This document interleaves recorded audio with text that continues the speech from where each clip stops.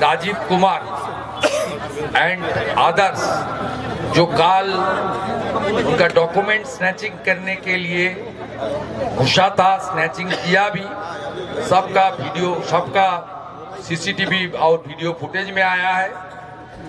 इसके ऊपर सख्त कार्रवाई होना चाहिए और एनफोर्समेंट डायरेक्टरेट एक कानूनी संस्था है, उनकी काम पर जो इंटरफेरेंस किया, इसका कानून ममता बनर्जी, राजीव कुमार और जो काल इंटरफेयर किया उनके खिलाफ भी कार्रवाई होना चाहिए।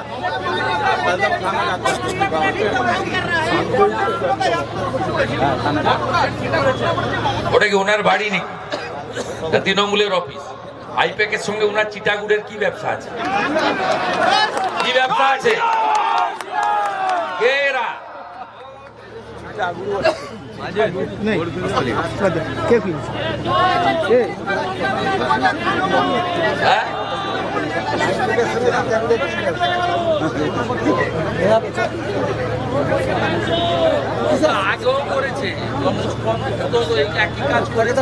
নন্দিনী চক্রবর্তীর তো সিএস হওয়ার মানে টেনিয়রই নয়, জুনিয়র অফিসার হওয়ার কথা তো অত্রি মোহন ভট্টাচার্য 89, ওনার তো 94।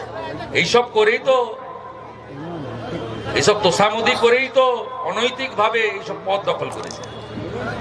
অপেক্ষা করুন, আগামী 1.5 মাসের মধ্যে নির্বাচন ঘোষণা হবে, আগামী 3 মাসের মধ্যে বিসর্জন দেব। আগামীর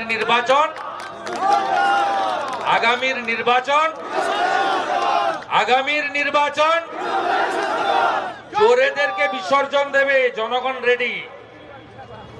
বালি চোর, কয়লা চোর, এখানকার বাথরুম থেকে ঘর সব চুরি করেছে।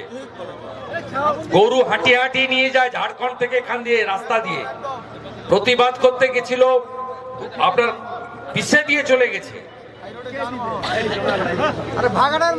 প্রত্যেক গরুর উপরে ছাপ লাগিয়ে 2000 টাকা করে পার গরু টাকা নিয়ে কালীঘাটে পাঠানো।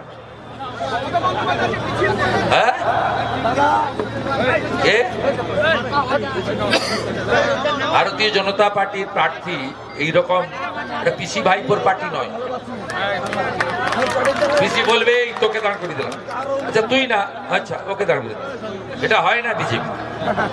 আর এবারের ভোট হবে পদ্ম দেখে, প্রার্থী দেখে নয়। আমার শুধু একটাই দায়িত্ব, ভবানীপুরে মমতা ব্যানার্জিকে হারানো।